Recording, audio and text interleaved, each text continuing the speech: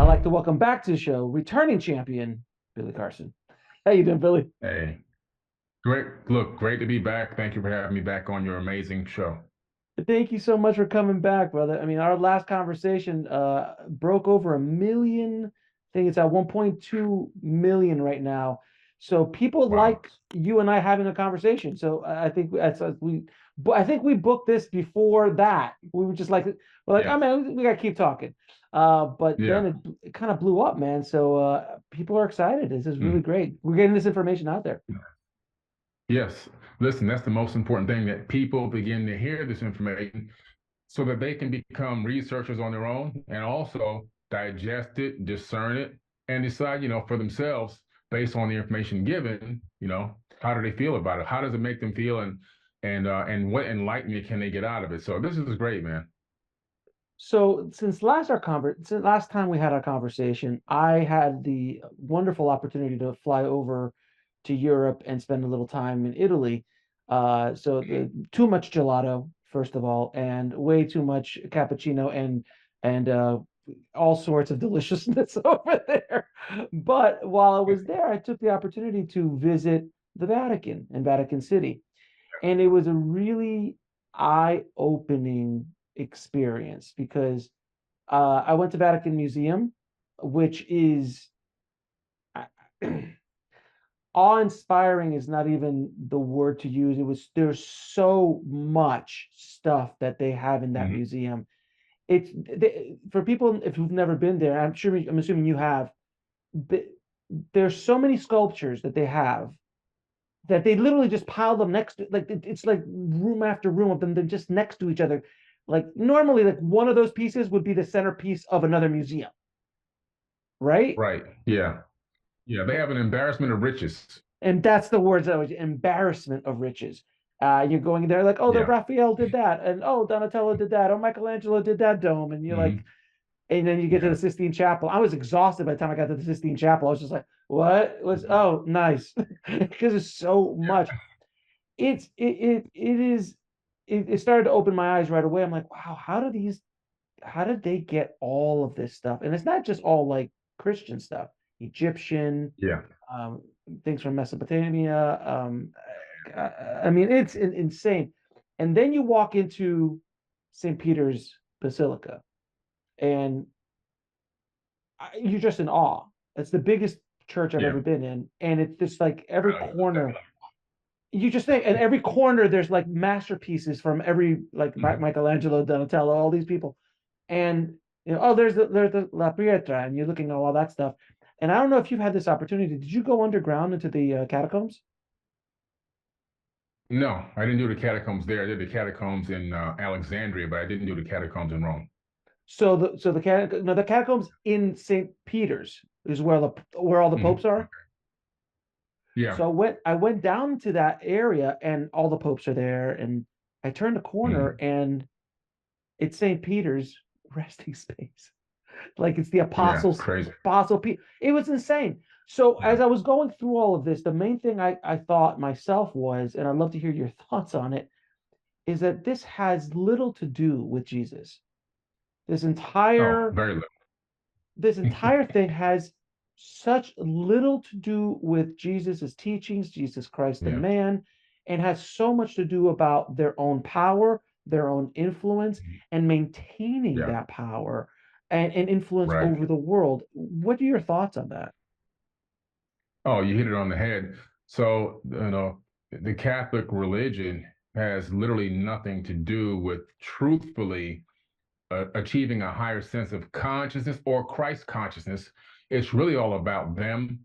And even like, for example, the Pope or the priest of the Catholic Church, wherever you are in the world, that's supposed to be the conduit. That's supposed to be God walking in the flesh. Mm-hmm. Now we know that we are all gods and God is us, but they take it to another level where they truthfully believe that they're the actual creator of the universe walking around in a mindset of domination, not collaboration.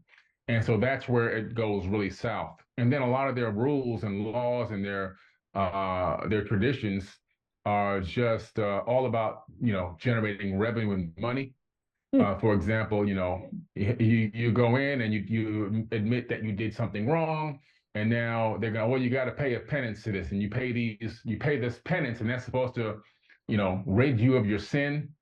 So from the mindset that they've established is, oh, I can go out here, I can drink, I can hang out, I can have sex with anybody I want outside of marriage. I can violate all the rules of quote unquote Christianity as long as I come in here and talk to this guy behind this invisible box, and then I can just and pay some money, and all of my sins will be absolved, and I'm good to go and do it all over again. So I can do this once a week. So now I don't have to answer for any of my consequences. I can literally run rough and ragged. I can run, like this the wild, Hmm. wild west on the streets, and then I can curse people out, whatever I want, and I can just go and talk to this guy. So they've created a system where they generate revenue and money off of beguiling people into thinking that they can actually absolve themselves of their own responsibility of their own actions by As long as paying you this pay. extra money out, just admitting something to somebody behind a box. You want to, and Yeah. another example was I was in Naples, and I went to the catacombs in Naples, one of the catacombs there, and I was talking to the guide, and I go, well, who own, like, what is this? Like, who owns this? And they're like, oh, anything Christian found in Italy, it's Mm. automatically property of the Vatican. If they just Yeah. discovered it, it's automatic if it's property. Yeah. So when they found it, this is so interesting. When they found it, they called up the Vatican, like, hey, we found these catacombs. We want to kind of open it up to the public and let people tour. And they're like, yeah, yeah, yeah, sure, do whatever you want. That's fine. No problem. And then a couple of years later, the Vatican's like, oh, they're making some money. So then they went back to him. This is straight from this is straight from the guide. And he goes, yeah, the Yeah. Vatican, now we have to pay because, oh, by the way, all the money that is made from the catacombs tickets goes into social programs for the city of Naples, meaning after school Mm-hmm. programs, arts, Yeah. things for schools and kids, and social programs. So it's for everybody to know. Once the Vatican found out it needed money, they go, oh, okay, since it's making money now, you need to pay us $3 million a year as a license and 50% of all ticket sales. Mm-hmm. And I was just like, are you kidding? And Yeah. then when you walk around the Vatican City, you're just like, there's literally gold on the walls. Are you Mm-hmm. nothing to do with Jesus? Yeah. Nothing. It's insane. It's insane. You see, the Vatican is its own private kingdom. Yeah, And it's a so country. as It's a such, country. they can, yeah, exactly. They create their own rules and regulations on the fly, and they can change a law or a rule tomorrow or in 5 minutes, and then everyone will have to abide by that. And you know what's funny? I got into a Yeah. cab in from Vatican City, going back Mm-hmm. to where we were staying, and the the Yeah. taxi driver, who's a local, Mm-hmm. we started talking about the Vatican, and boy, he just started tearing them apart. They're like, we have to pay as Italian citizens, we have to pay them every year, even though we don't live in Vatican City. You've got to, like, they pay no taxes. They basically still Mm-hmm. control Italy Yeah. by behind the Yeah. scenes. There's absolute power behind the scenes. Yeah. They're like, there was a girl that went missing in Vatican City. The family was still trying to find them, but once Mm-hmm. you're there, it's gone. You're just gone. It was Over. fascinating how much power that place has. And let's not even talk about, and I'd love to hear your thoughts on this, the archives. The Yeah. archives Oh, where the books, the knowledge that they have raped and yeah. pillaged for centuries from Alexandria, either before or after it was, going through its thing, and Yeah. all the libraries. What have you learned about what is in the archives? In the archives at the Vatican, first of all, it's about 5 miles of archives underground Mhm. and very, very secure access. In other words, you can't just go, oh, I'm going to go check out the archives underground. No, you have to be a security cleared, almost top secret cleared based on their standards to get down there. But they have in there so many incredible discoveries, so much knowledge and wisdom that have been stolen, literally stolen from all around the world. And of course, the Library of Alexandria, that was a book heist. The fire was a distraction. Hmm. The real story of Alexandria, it was a book heist. It was a knowledge theft. They stole the knowledge. They left a few books burning here and then they burned it down to the ground. But the vast majority of the knowledge and wisdom stored at Alexandria was siphoned off and taken to that underground, I call it an underground base at the Vatican. Down there, also, according to even some Jesuits, are bones of actual quote unquote alien beings, Mm. information about advanced beings that visited this planet, the Anunnaki, according to the Dogon, the Nomo, and the Sumerians call them the Pantheon, call them the Anunnaki Pantheon out of Sumeria.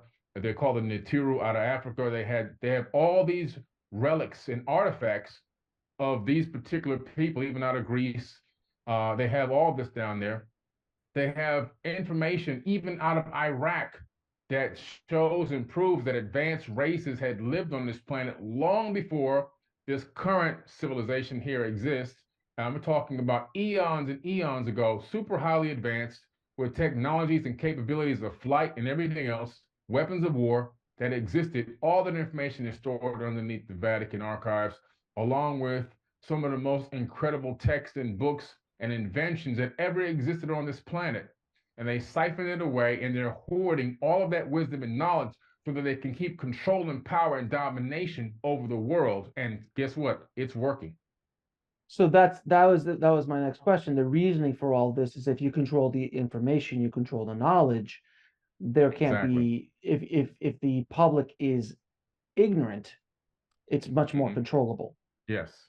If the public knew that long before Jesus, long before Moses and all these people, supposedly were even born or existed, that thousands of years before them, an advanced race lived on this planet, built an Atlantean global civilization, probably Atlantean interplanetary civilization that had capability of space flight and everything else, and that they most likely genetically modified the existing hominids, which then became Homo sapiens sapien, in order to put us all in slavery and make us do the workload for them. If they knew that, those stories and those tales from the Sumerian tablets, the Mahabharata, the Bhagavad Gita, the Indian Vedas, Tibetan Book of the Dead, the Egyptian Book of Going Forth by Day, aka the Egyptian Book of the Dead, the Enuma Elish and the Seven Tablets of Creation, the Epic of Atrahasis, and all the myth of Adapa, if they knew that all these texts predominantly made up the majority of the Bible, that Mm-hmm. we would be like, well, what are you guys preaching to us? This is all fake. This is all lies. And we know that in the Emerald Tablets, which is my book compendium of the Emerald Tablets, that the majority of Jesus's teachings in the New Testament come directly from the Emerald Tablets of Thoth, which are 36, 38,000-year-old teachings. So they must control and hide and secure evidence of this information and this knowledge to keep people basically in this level of ignorance where they can continue to control them and steal their money. Well, isn't the you know what? And this is the weirdest thing. While I was driving around, I went to Rome.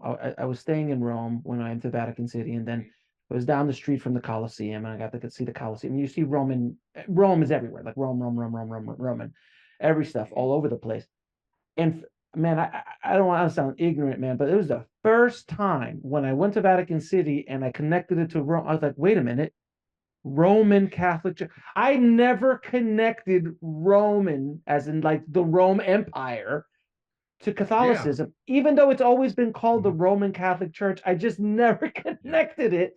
And that was the first time I'm like, oh my God, that's right, Constantine. Oh Yeah. my God, that he's the one that created the Mm-hmm. Council of Nicaea in 325 AD. And Yeah. they're the ones that sat down and like, okay, let's argue about what really Jesus is. And so they basically built up the mythology in the Council of Nicaea, right? Yes. The Council of Nicaea came together, built up the mythology. They added to the story. They took from a lot of ancient texts and tablets, and then they kind of curated this book, which they want to call it a canonized Bible, right? So they took from Right. here, took from there, this tablet, this scripture, that papyrus, this Nag Hammadi piece. We like this coming out of this text over here. And then they kind of just culminated together and then remixed it, put their own spin on it to make sure that slavery was approved and okay, right? Well, we want Mm-hmm. to add that in there. Got to make sure the slavery is approved, Mm-hmm. because people were enslaving each other since back in before the black slaves. I'm talking about in ancient times, slaves were already going on. Slavery was In already going Egypt, on. yeah, sure, yeah, yeah. It's nothing new. Yeah. And then so you had that. And then, of course, we want to collect a lot of money. So they have to pay us. We got to make sure we got the money. You got to pay You know what I'm saying? And you got to do the labor and you got to bring the offerings because we ourselves are not going to go out and hunt and grow farms and everything else. So you guys, you're gonna have to bring these offerings to us. We want it already cooked, so make sure it's a burnt offering. Make sure you drain the blood. Make sure it's healthy for us, and bring us your first harvest because we want the freshest fruit and the freshest vegetables. We don't want the stale stuff. We Yes. want your freshest wheat and the freshest breads. And so people would come down and bring everything to the church and give it all away, along with whatever money they had left. And these people would live like fat cats, literally, off of pimping the knowledge and understanding of what's going on and tricking people into believing that they had some access to divine power and knowledge when they were just really high level pimps, is what I call them, man. And the people, the ignorance of the people, you almost can't blame them, but yet at the same time, it's like, how can so many masses Well, of people stand up and fall for this? But it happens. it's But also, you got to remember the way that they went around, the way that the Council of Nicaea put this in place with Rome, and Rome said, we're now going to dominate the planet with this religion. mhm. So they combined their beliefs with the Christianity, all right, because they felt like keeping it separate was creating too much, Mhm. anger between the two sides, and everybody wanted to go head to head. So you know what? We're going to combine it. We'll add our stuff in with their stuff, and we'll make it a national religion. Well, yeah, And they were now, getting as we're they were taking over, well, they were getting hmm, unruly. And Constantine said, "Look, they were I'll getting be unruly. Christian. Correct. I'll be Christian. I'll be Christian. Let's Yeah. let's all do this, guys. I'll be Christian. Let's go over here. We'll put a pope Yeah. up. The pope, he talks to God every day. Yeah. The bishops, they talk to Right. God every few days. The cardinals, they talk to him like maybe once a month, twice a month, and the priests Right. talk to them every once in a while. But Yeah. it's an ordered thing. But no, but we're with you guys because they were getting the Christians were starting to get a little out of hand, so they needed to control them. Yeah. They need to control them. So, if you can't beat them, join them. That's the mindset, right? Oh, we'll add some of our stuff in with theirs. We'll mix it all around. We'll remix it. But now, here's the trick. As Rome was on its global escapade trying to dominate and take over the planet, everywhere they went, they would then instill and install this Christianity, this Catholic Christianity in those areas. But this is how they did it. People believe that Christianity was spread by love and the good news, and no, it was spread by rape, bloodshed, murdering, and killing. And so when Crusades. they came to your town, they literally would take your women and your children. They would take the leader of that village or whatever. They would show, hey, you guys are going to bow down to us. You're going to follow this religion. You're going to speak our language, and they'll make an example out of somebody, and then everybody else would follow suit. And if they didn't, then they would say, okay, we're going to give you a lot of these torture devices. They would have the Pope's spear, all right, which is still in the museums right now. I Which they saw would it. stick that into a woman's personal parts, and it Mm-hmm. would Mm-hmm. explode on the inside of her. They would have this triangular pyramid with a spire on top, and he would reel a man up and down and let it go up into his back door over and over again until he died. And they had all these torture mechanisms. They tortured and killed over 80 million people over the course of 700 years under the order of the popes, in order to spread love and peace and Christianity all around the planet. Mm-hmm. And so, but this is, again, all with the authority of Rome. So this global conquest to spread this and collect money was all done by bloodshed and torture, not by love and peace. So just as Jesus says, love thy neighbor and do unto others as you don't do unto you, but make sure that you bring a check, cash, or Venmo. I mean, Exactly. I don't remember Jesus saying these things. Um, No. and it's fascinating, like you see all of this when you walk into, by the way, I don't know how many churches I walked into probably 30 churches because they're everywhere in Italy. Like you can't Everywhere you turn. like there's a huge church and then like 2 blocks later there's another church and it's like there are churches everywhere and every single church I walked into, no matter how rinky dinky it looked from the outside, you walk in, masterpieces on the wall, on the Yeah. ceilings, scrub. It was no matter where you went, it was Yeah. nothing like here in the States. Here you walk into some churches and they're very humble and there's no such thing as a humble church in Italy. It was No. just Yeah. So as you as an ignorant person from the field or from the country, and you walk into St. Peter's Basilica and you don't understand anything, Mm-hmm. you have to believe Yeah. God is here because it's just something Mm-hmm. so so just it's It's so grand. so grand. And I consider myself a fairly educated person, and I walked in and you're just in awe. You're in awe Mm-hmm. of it. So I was like, wow, if I didn't know Yeah. better, Mm-hmm. you could easily fall into this. I mean, it's Yes. and then let's not talk about the marketing campaign of hiring every great master artist of the last 500 Yeah. years and commission religious, that's Yeah. why every time you go into a museum, it's always generally speaking, always Jesus or some sort of religious Mm-hmm. depiction because the Vatican Yeah. paid for all of that, right? Am I right? Exactly. Oh, absolutely. Even the depiction of Jesus Oh, was switched over to the face that became the global popular face. That was actually Caesar Borgia, who was actually one of the sons of an actual pope, and killed his own brother to try to take his place. This guy was just an evil, brutal, killing ruler. His father commissioned the artist to paint his image as the image of Jesus, and that image still propagates the planet till this very day. So the image that a lot of people are praying to is not the Jesus that they think it is, but actually a natural born killer.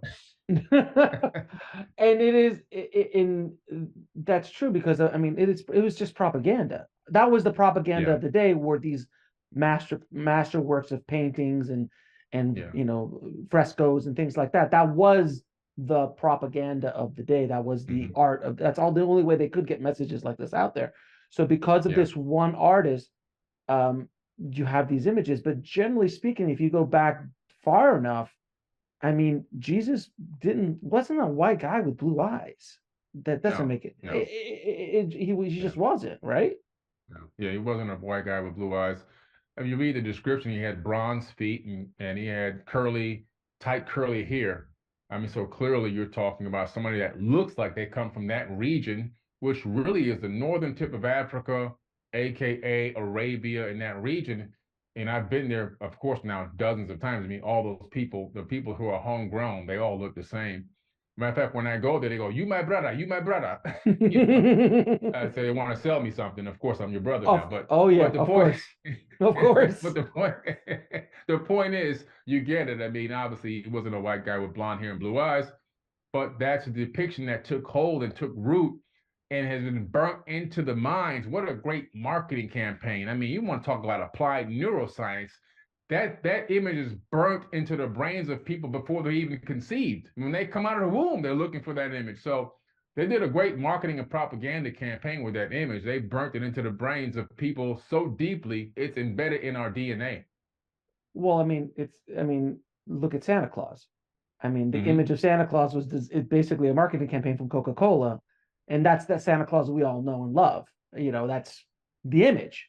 The jolly Yeah. old man with the white, with the big white beard, and that was just an image created by Coca-Cola. Am I wrong with that? But that's now propagated. So now that is the image of quote unquote Saint Nick.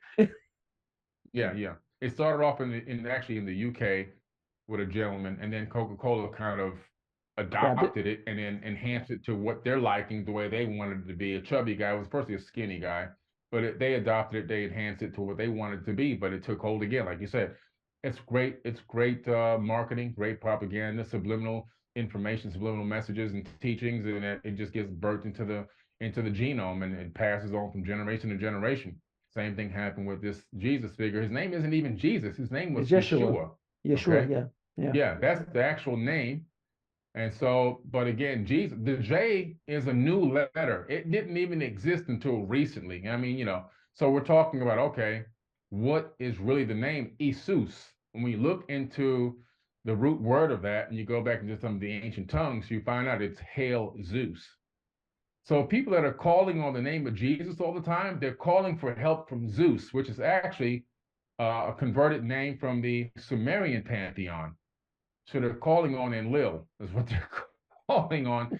They're not calling on any son of the creator of the universe. And this is why a lot of prayers don't actually work.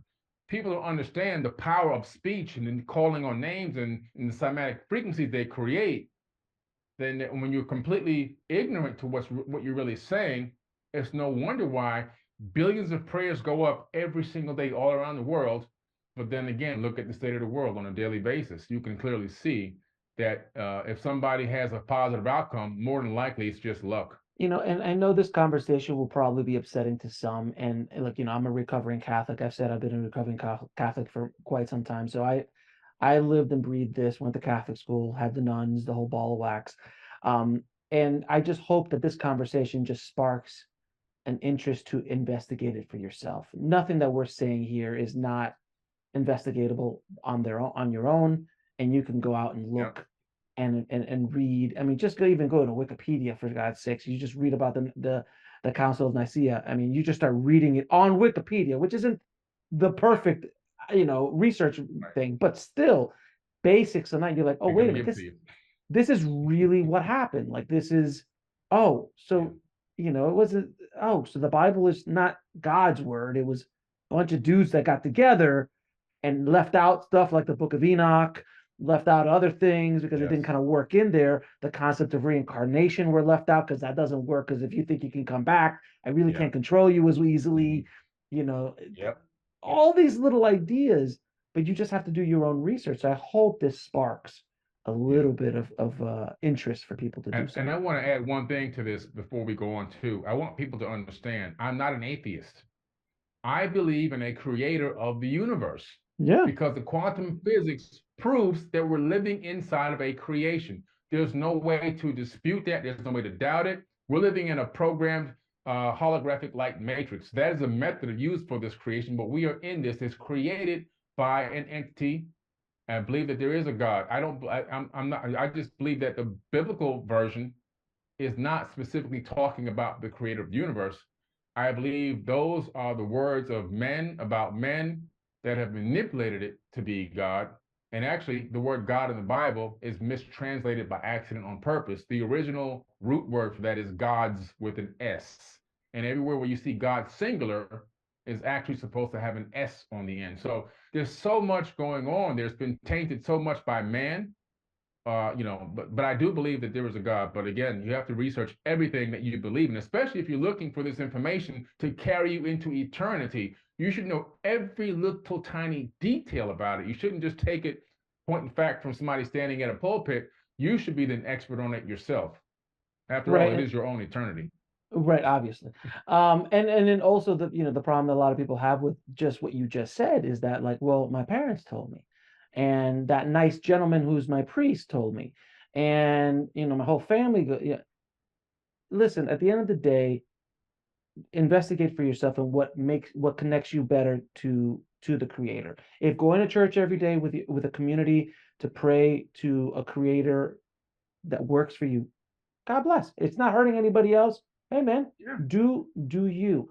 But if you are interested a little bit in these ideas, try to investigate them yourself because it might not be pleasant. It wasn't for me when I first started going down these roads. I mean, when I was in my 20s, I started reading, when I started reading Indian philosophies and just going around the world and just started listening to other religions. I'm like, well, they all can't be right and they all can't be wrong.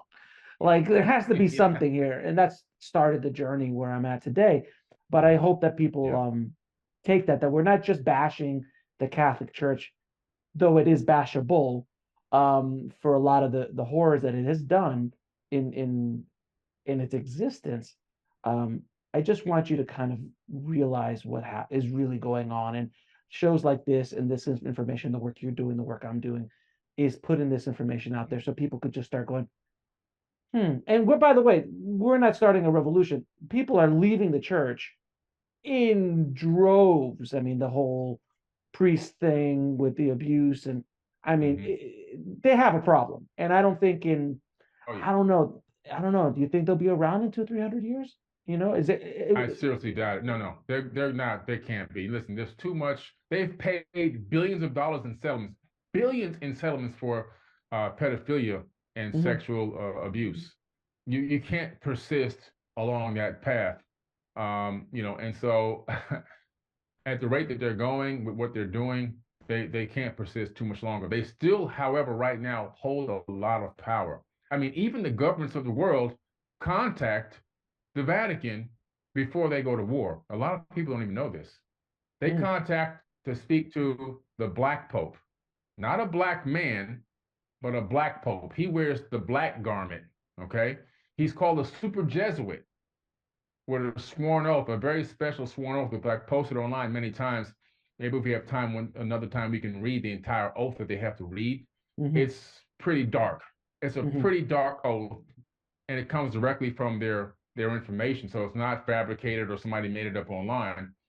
And what's interesting is the governments of the world, the superpowers of the world, they contact and get approval for the war from the super Jesuit Black Pope. Now think about that kind of power. Think about that level of power. People don't even know a black pope exists. They don't even know what a black pope is. But when you start looking it up and then research the oath that's taken, it is so dark. It actually it'll make you feel sick on the inside. That's how dark it is. Now, let me ask you, we've talked a little bit about pyramid, the Great Pyramids and Egypt's temples and pyramids and things like that. Before we dive into a little bit more of that, have you studied anything in India? The temples and because that is the temples and the archaeological sites in India are not talked about that much in these conversations. It's always Mesoamerica, it's always Great Pyramids, but even pyramids in Japan, in China, in other areas. Go back to Tepe, obviously now, but generally speaking, I don't hear a lot of conversations about India, but they have some remarkable temples, Oh man. archaeological sites, information in those temples. How they made some of those things is absolutely insane. So, what information do you have about the Hindu temples or Indian temples and cities and Yeah, I'm archaeological in doing an general? amazing. I have a new TV show coming out called Anunnaki History on Forbidden Knowledge TV, Mhm. and we're just in the beginning stages of filming. And one of the things that I'm doing in one of my episodes is I'm tying together the Kailash temples of India. The Kailash temple is literally a mountain that's carved from the outside going in. Oh yeah, that's Okay, so now gorgeous. Oh as you yeah. start from the outside, if the first cut is off by 1 millimeter, you can't finish this to perfection. You can't finish the incredible openings and the reliefs and all the incredible designs Mhm. on the inner walls and the perfectly square. You can't do it. And so this is evidence of some type of either super guided laser technique or whatever it is, but I'm going to document them. I'm going to look for the tool marks and I'm going to compare the Kailash temples to Petra, Jordan, to Abu Simbel in Egypt, to the Lalibela temples of Africa. They're all made with the same exact cutting technique and the same exact, I believe, cutting tool. And any single one of those structures, you can't be 1 millimeter off when you start the first cut. And so I'm going to be documenting and talking about that. But these temples in India are just, they're mind blowing how they're created, the incredible attention to detail from a lot of the carved rock, carved rock, and a lot of the reliefs. Again, these are, in my personal opinion, some of them go back thousands of years, and I believe they're directly related to these Anunnaki people who created this Atlantean civilization. Depending on where they were in the world, they had their own particular style, same construction technique, but their own style and look of how the reliefs and how the design work would go. And I believe that India was a location where they definitely walked amongst men, and they built some of the most incredible structures that exist on the planet. Like you said, hardly ever talked about. But I'm going there next year to document these and pull the whole thing together and connect the dots. What is interesting about the sites that you're talking about, I know exactly which one you're talking about. And for people listening, it's literally imagine you built a temple, and temple is not even a word I would use for these things, and you carved it out of a mountain as one solid piece. So it's a solid piece. So I got to go see the David. That was one solid piece of marble he made the David out of. Mm. Okay. And that's impressive as hell. I mean, you Mhm. sit in front of the David and you go, Jesus, it's insane. Yeah. Now do that with a mountain, and that every little thing has to be cut or carved perfectly, because if like some parts inside the temple, because you can walk inside these structures that have been carved out Yeah. of the mountain. Imagine, I'm just trying to think, okay, so a dude starts carving up here and starts chiseling there, and it's all perfect. And when they go inside, they start chiseling, and they didn't go too far and bust a hole through the roof or anything like Right. that. It's all perfect, and it looks, we couldn't do that today if we No. even tried. Everyone always talks about, can we build the No. pyramids today? You know, could you? I don't know, probably not the way they did it, not with that precise, not that kind of precise engineering. But this is literally impossible. Like this is not even.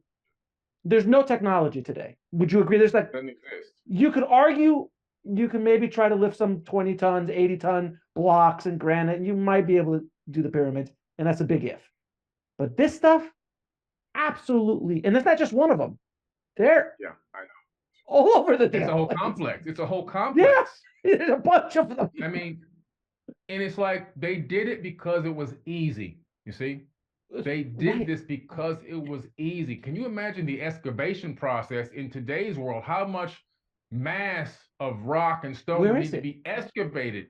Right. And where is it now? Just that in itself is a mind-boggling paradigm. But they were able to do it anyway. They were able to do it very easily. So yeah, I'm going to be going there to document these temples, these ancient structures, and connect the dots between the same type of construction techniques used around the world. In my new TV series, it's going to be an amazing series. People have to watch it. Anunnaki history is coming very soon. And is that in Petra in Jordan, which was, if I'm not mistaken, they used Petra in Last Crusade, right? Yeah, Indiana Jones and Last Crusade, when they go in to go get the Holy Grail. Um, yeah. that is Petra. So for everybody Hmm. listening, that's what Petra is. That also is carved out of a mountain, right? Yes, correct. Carved out of a mountain. Again, you cannot be off 1 millimeter when you start your first cut. And you have to have precision because the most important thing about, you said these places, these structures have rooms and openings. So now you have to really understand the material that you're working with, and you have to understand gravity, weight, and stressors. You have to understand this because if you don't, now you're at a risk of collapse. So you really have to have advanced construction knowledge and advanced knowledge of the material you're working on. How much weight and pressure can a particular beam handle? How much weight is dispersed over the area of a particular amount of mass when you create an opening? All of this has to be like calculated, otherwise it will collapse, and you've done it for nothing. So, oh man, incredible. It's insane. And then also, where'd the rock go? Where did the rock? Because I mean, look, Exactly. where did the rock go? Like they pulled all, and this is, like you said, Yeah. there's a complex of this. So arguably, let's Hmm. say they did it with the techniques that we have today, which would be insane. Yeah. You basically would have to have thousands of Michelangelos running around carving Hmm. perfectly all the time.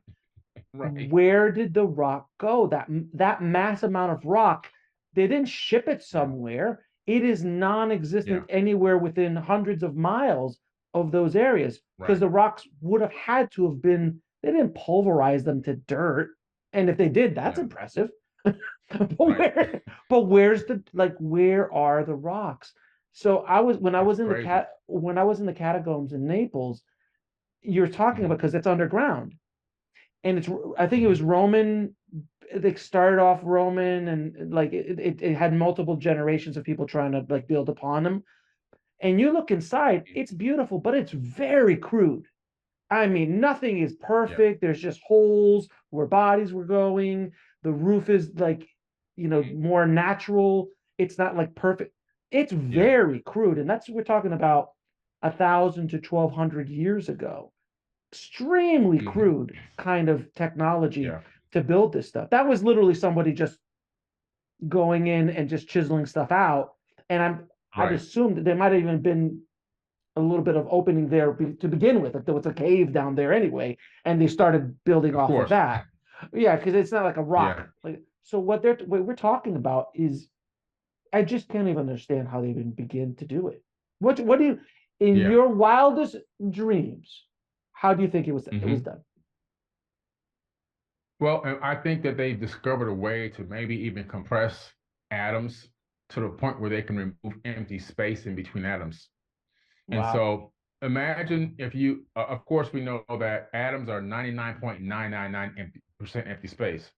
And so to give you an idea what that means, I can take all 8 billion people on Earth and remove the empty space within their atoms. I can fit everyone into one sugar cube.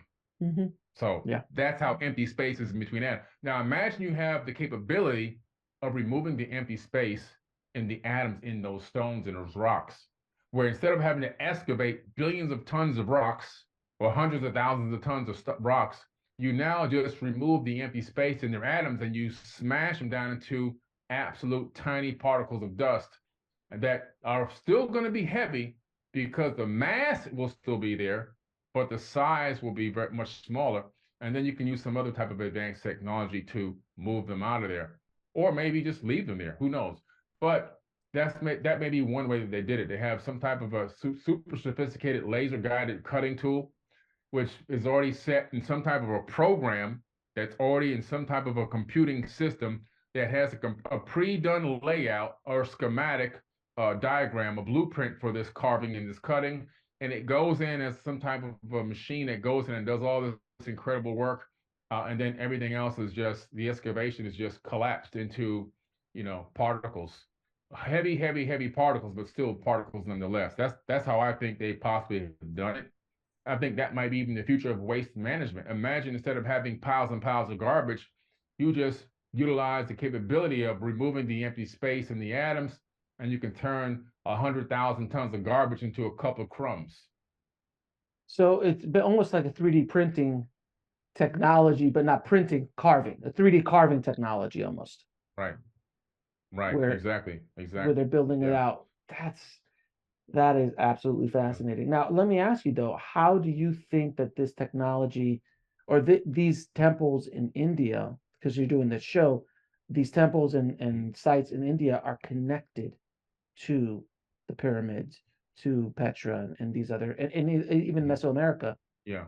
One of the biggest connections you can make with the temples and located in India and literally all around the world, when you look at the Earth's magnetic field grid, the map that show you of where the magnetic field whips out of the Earth Hmm. and creates the magnetosphere, you'll find that in the places where a lot of these magnetic fields come out of the Earth, and you overlay another map on top that shows you where a lot of the temples and pyramids are located, all of a sudden you find that like 90% of them are on top of these magnetic fields. So they're connected by this magnetism.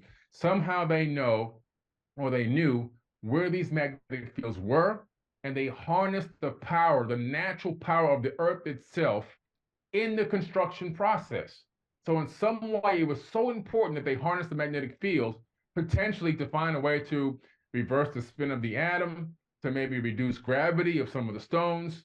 There's something where these magnetic fields worked along with their technology, which we don't have access to, which is now long gone. But I think their technology worked along with Earth's magnetic field because you have these super megalithic structures directly on top of them. Even look at Lebanon, at Baalbek. I mean, you have super megalithic stones up on top of other megalithic stones. And the only way to do it is some type of anti gravity or materialization technique. But again, directly on top of a huge magnetic field. So the pyramids in India are connected to the others by magnetic fields. Now, I have to ask you this because this is something else I observed when I was in France and when I was in Italy, is in almost every city I went to, there was an Egyptian obelisk in the center of town. And I'm not talking, I mean, Yeah. in the Vatican, there's one. In Rome, there's one. There's many in Rome. I went to Bologna. There was one in Bologna. There was one in Modena. Like you just start, and I'm like in France. I was just driving around Paris. There's one, and I'm just sitting like, why are there Egyptian obelisks everywhere? And we even have an obelisk, which is the great one in Washington Monument. is a giant Yeah. obelisk in our major city. What is it Mm-hmm. about these things that are there? The obelisks are remnants of an ancient golden age that existed, where a lot of wisdom and knowledge from the brick masons was passed down. And they are well aware of this. And a lot of the knowledge that was passed down from the purpose and use of the obelisk and all the additional construction in those ancient cities was passed down to brick masons over generations. And those people ended up becoming parts of governments that and were overseeing construction for new cities and so forth, and it's a paying oath to the ancient brick masons and the knowledge and wisdom that they've shared and saved and held back from the general public over the years. The actual obelisks were wireless receivers for wireless electricity and even frequencies for sound. And so the Great Pyramid, for example, would generate this wireless electricity, which would shoot up out of the apex. The obelisk, they're all crystal granite. They would capture this ambient electricity from the atmosphere. And then if you had something called a jed, which you see all over Egypt, and even in some other cultures, like in Afghanistan, you can find the jed etched into stone as well, and also in Turkey. What happens is this jed would capture this ambient electricity. It looks like a Tesla coil. And then there's a cord coming out of it, which connect to their gold electroplating devices. We know they had electricity and they used them with the Jed because depictions of it are all over Egypt, and the gold plating is all over Egypt from ancient times. So we know they use electric gold plating, so it's not even a mystery. Of course, they had light bulbs, which are etched into stone in the crypt located underneath the Temple of Dendera and a few other places as well. So they had this, but they all of those depictions are connected to a Jed. The Jed will receive wireless electricity from these obelisks. So these obelisks were pillars of power. And so they have now taken that as an archetype and a metaphor to put that in their locations to say, hey, we have power because that's what they did in ancient times. They're showcasing their power.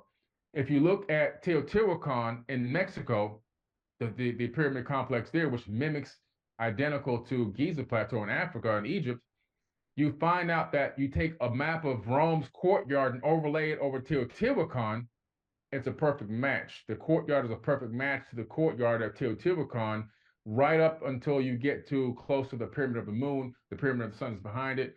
And so then you have the obelisk directly in the center. So even the Roman, the Vatican, they mimicked even the courtyard of Teotihuacan, located all the way in Mexico, and they put an obelisk dead center.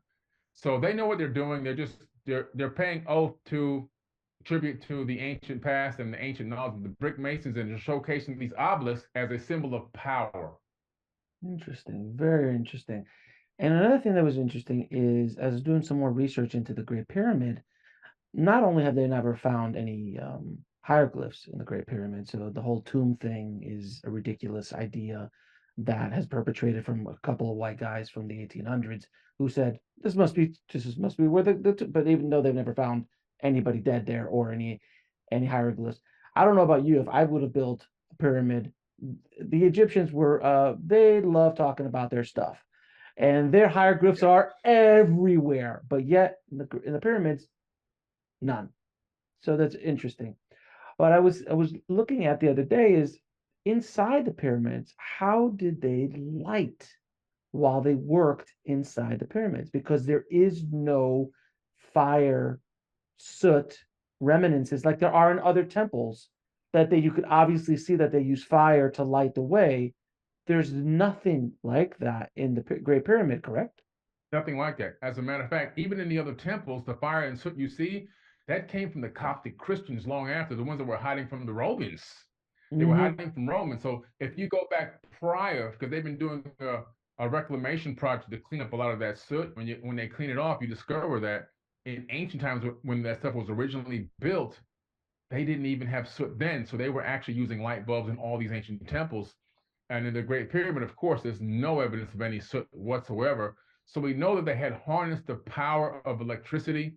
The Great Pyramid itself is built on a base of magnetized crystal granite. Now, Mm-hmm. when the Nile used to run up close to the pyramid complex in ancient times, that water was channeled into these aquifers directly underneath the Great Pyramid. When you have running water moving underneath magnetized crystal granite, you create something called physiostatic electricity. The ions were then push up in through the granite, up into the chamber. Some of the water would push down into the Queen's chamber, which was an electrolysis device which extracted hydrogen atoms. The rest of the ions would get pushed up through the grand gallery where there were resonating rods, and slots are still there for those rods to push it up into the king's chamber. The king's chamber is magnetized crystal granite, a gigantic block wall with a 2-to-1 ratio on the inside. Mhm. And in that room is a stone box, which they were claiming is a sarcophagus. I can't even fit in that box. Okay. If I get in Right, that box, my knees have to be bent. right, right, right. So it's not a sarcophagus, but that box is the same exact dimensions as the Ark of the Covenant. That's what sat in that box. And that would Mm, step the power up one more level and send the energy through the top plank of top of that stone, which was a crystal granite top, and it would go up through the apex, which was gold, and that would send wireless electricity out into the atmosphere, then to be captured by the obelisk. And so the other part, the Queen's chamber, would extract the hydrogen atoms from the water and then mhm, shoot the hydrogen beams through the shafts that were pointed at star systems, Aldebaran, Sirius, mhm. Orion, and so forth on different alignments. Why hydrogen? How do we communicate with, how do we try to communicate with aliens today? We transmit information piggybacked on the hydrogen frequency. Why do we do that? Because hydrogen is the most abundant element in the universe. And so that's how we feel that we can communicate with ET. Well, they were already doing this in the ancient past. And why were they doing it? Because on specific alignments with those shafts, they were sending information and updates about the breakaway civilization here on Earth directly through the pyramid shafts. So the pyramid, the Great Pyramid, was a multifunctional stone computer and also a power generator. If in today's world, if everybody left the planet today and a tribe found a cell tower, and it is the biggest thing for 200 miles, and they go, well, what do you think this was for? What do you think these people used it for? If we told you, oh, it's, well, we bounced, then we talked on the phone and there's this thing, and we also did internet. What's internet? It seems insane to somebody. So what you're saying could sound insane, but yet try to explain a cell tower or an electricity grid to a Mm-hmm. bushman who's never Exactly. experienced any of this. It's not Yeah. as far fetched, you know. It's all, we're all, look, they're all hypotheses. You don't know Yeah. exactly if that happened because you weren't there, but this Exactly. is what we're trying to do. We're trying to figure things out. Everyone's trying to figure things out, what happened Yeah. back in the day. There's another Yeah. thing I discovered in my journeys, which is, have you heard of the labyrinth in Egypt? There's Labyrinth. supposedly a giant underground labyrinth in Egypt Yes. that was supposed to be like, there's talks about it, there's history about it, that people would go down underneath it. Mm-hmm. It was supposedly a massive Yeah. underground thing, and they found some Mm-hmm. remnants of it. I don't know where in Egypt, but they've started to find some of it. But it was massive. Do you know a little bit about that? I wrote about it in my book, Compendium of the Emerald Tablets. Okay. And so this huge underground labyrinth exists exactly what Thoth the Atlantean said it did. It starts actually underneath the Great Pyramid and it spreads out for miles underneath the Giza Plateau. It goes on for miles. And some of those tunnels go all the way from Giza all the way to the Pyramid of Ur, the Ziggurat of Ur in Mm. Iraq. You can go from Giza to Iraq underground. Okay. This labyrinth is massive, and in order to build it and know where you're going, you have to have some idea or concept of from an aerial view of mapping and understanding angles and degrees, and of course, again, knowing the material so you can prevent a collapse. But he calls it, the beginning part of this labyrinth is called the halls of Amenti, just one of many halls of Amenti that actually exist. And they discovered these halls that connect to this labyrinth years ago, which I have they have a sketched image of them, and I have it in my book, Compendium of the Emerald Tablet. So this has existed for eons. This underground labyrinth of passageways and tunnels that lead out.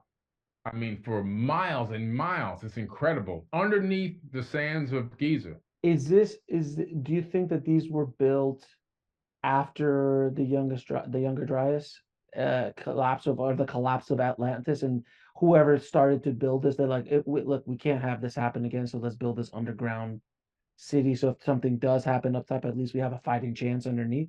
Is that what do you think that's Yeah. what the case? Oh, no doubt. I believe it definitely was built after the Younger Dryas. They may have even knew the Younger Dryas, or they may have known about this pre-knowledge of this strike, this asteroid strike that was going to come and hit and just and create a type of a catastrophe, an extinction level event was coming, and may have started building these underground tunnels from then. Because all of a sudden in Turkey, around the same time frame, you have Derin Kuyu, 30,000 people underground, 14,000 Right. ventilation shafts. Yeah, yeah, yep, You yep. have other areas throughout Turkey going all the way down into the Middle East where that people have built these underground shelters that can hold thousands of people underground with ventilation shafts all over the place. You have the labyrinth underneath Giza that goes out for miles and miles where a person can literally travel from one place to the other without ever coming above ground. And then in the Americas, you have the story from the indigenous tribes of the Americas about these people who took them into these underground caverns to hide from something. They never specified exactly what it was, but to hide from something, and it saved their lives. So it must have been a part of this catastrophe that happened. But all of a sudden, all around the world, around the same time, on several continents, you can see that people were going underground, almost a foreknowledge of this global catastrophic event coming. The what are the materials that they're using underneath in this underground complex in Egypt? Is it what kind of materials were they carving out there? It's the stone that's already down there. So whatever that sandstone or whatever's down there, they understood it. They know how to. And what's interesting is when you look at some of like if you go into the Serapeum, which I call Enki's Halls of Amenti, Mhm. right? That's underground in Saqqara. When you see the perfect archways that are carved out and the alcoves that are carved out, again, this is almost like Kailash. Whatever they did, they knew how to cut this stone in a certain way where they almost vitrified it as they cut. So as they're cutting this tunnel underground, they're vitrifying it at the same time with high levels of heat, which reduces the amount of extraction of mass and brick and rock that need to be taken out because you're actually searing and burning it as you bore through at the same time. And it makes these perfect cuts, which are evident at the Serapeum in Saqqara. So I think they utilize the same exact technique. They look like giant halls. And when you go and look at the image that was sketched from the one that was discovered under Giza, gigantic halls, perfectly arched underground with the existing rock that's already there. The idea of a lot of people talk about the ideas of these, they moved these giant 20-ton, 40-ton, 60-ton monolithic blocks using horses or using people and using things. And it's laughable. It is laughable, but you could argue it. But once you get to these obelisks that were 120, 150 tons, wood doesn't work anymore. It just doesn't No, it can't you can't move those things anymore at that yeah, point with wood and pulleys. It's just not capable of being done anymore. So yeah, I've also studied these kind of like these junkyards of of like obelisks that never left out of the yeah. ground and big chunks of other things that just didn't make it. But the drill Hmm. marks and the tool marks Yes, and are so precise. They look like something that we have today. In some areas, you just like I don't even know if we had something like this.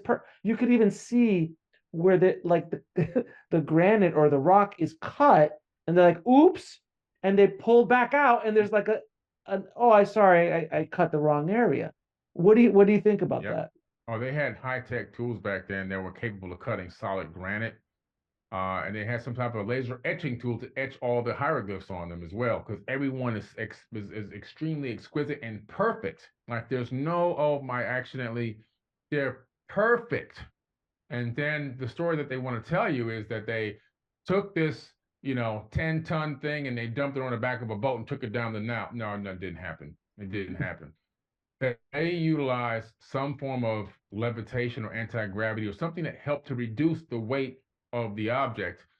And what's interesting is, so every time I travel to these places, I take an old-fashioned compass. And when you get up to certain areas of the stone, all of a sudden the needle starts to move. You're like, well, why is the needle moving? Why isn't the needle? I'm not changing my direction, but when I get closer to this stone, the needle starts to move. There's something has been done to the atoms in this stone to reverse the polarity. And so they had to have some type of a, whether it was a frequency technology, a magnetic technology, in some way they altered the atomic structure in the stone, possibly hypothesis, to get them to be lighter, to be able to maneuver them around, maybe not completely weightless, but in some way that allowed them to move them without breaking them all over the place. I've heard you talk in other conversations about the healing properties of the temples of Egypt. Can you talk a little bit about that? Oh yeah, listen, there's a temple there which we're trying to find. I saw it in 2014, and we haven't been able to get the name, but there's many of them that you can go to. When you walk through these particular hallways, they're very narrow hallways with gigantic megalithic crystal granite on both sides. And as you walk through these hallways, you touch the walls with both hands as you walk down the hallway, and people will be lined up behind you doing the same thing. And you would be treated by electromagnetism into your body from these gigantic slabs, these megalithic slabs of granite, magnetized crystal granite. And in one of these locations, so many people had gone down that hallway with their hands and their fingertips on the walls to the point where you can see the grooves of fingers in solid granite. That's how many over thousands of years have walked down these hallways. So I'm looking forward to finding that exact location where the most impressive one was located when I go in October and documenting it and filming it and bringing back all that knowledge and information to the people when I get back in the end of October. That's This, fantastic. Well, thank you for doing that work, my yeah. friend. I mean, Oh, thank you. it's pretty remarkable. And you were saying a second ago about the perfection of some of these carvings in these statues, and in the Vatican Museum, I saw some fairly large Egyptian statues, like where the pharaoh's face and stuff, and it's carved out of, I don't know, it's black. It was a black stone, which I heard was even harder than granite. It's like some on the hardness scale, it's like 9. Diamonds are 10. It's like at a 9. Yeah. Probably And diorite or andesite. yeah, something like that. It was the black stone. And Mhm. the face of these are so perfectly Yeah. balanced.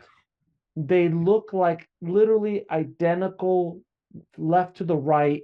You can interchange them. It Mhm. looks like a complete mirror. That isn't capable of being done by hand. Even No. Michelangelo couldn't do that. It's just the level of precision there. It's mathematical. We're talking about Hmm. centimeters and smaller than centimeters on both. So it looks like it's something you could cut it in half, and it's a mirror of Yeah. itself. How could Hmm. anyone even Yeah. conceive to think that that was done by hand? And you look at the work, you just like the way the dress or this whatever they were wearing, the skirts or the adorning, the things that they were wearing, so much Yeah. detail. So Yeah. how, man, how, It's and it's again, it's so exquisite when you. no, and but I think I was again, gonna and say, again, go ahead. yeah, I was gonna say you can only hypothesize that, a couple ways. One, obviously, is some type of a laser guided tool that was already had a computer program in it to etch a specific face. If it's not a laser, maybe it's something similar to a laser. Hmm. Or could it also be a special technique that they use to melt rock and make it molten without destroying the fundamental basis or the chemical compound of it, and then put it into a mold, let it cure, and then boom, you pop it out of the mold, and now here you have it, right? So there's a couple different, we could throw around different hypotheses, but we know for a fact it definitely wasn't done by hand. Yeah, because I mean, again, you know, seeing all of these masterworks by Michelangelo and Da Vinci and all, you start seeing the work, the craftsmanship of all of these Renaissance Yep. sculptors. They're stunning work, man. I mean, it Yeah. is remarkable work, but they're not perfect. They're not meant to be perfect. It is Exactly. it's not meant to be this kind of almost computer-esque style of sculpture. It's a more naturalistic sculpture. It's like, you know, you and I don't have perfectly symmetrical faces. Your eye, the left eye is not Right. exactly where your right eye. None of no, very few people do. So it's not perfect. Nature is not like that. So to Yeah. show that in these things are remarkable. One last question, because I know you got to go and I got thousands of questions, and you and I can talk for hours and hours, brother. I heard somewhere that and is let me know, is Shakespeare connected to the pyramids of Giza in one way, shape, or Yeah. form with his work? Have you heard anything about that? I've heard about it, but I never really dug into it deeply. That's something, an additional thing for me to look into research. I haven't dug into his information quite as deeply with that connection to find out exactly, specifically what it was. It would be very interesting to find out though, because I mean, obviously he came about thousands of years after the pyramids Giza. and so forth. So I've got to really look into it though. And then how about Da Vinci?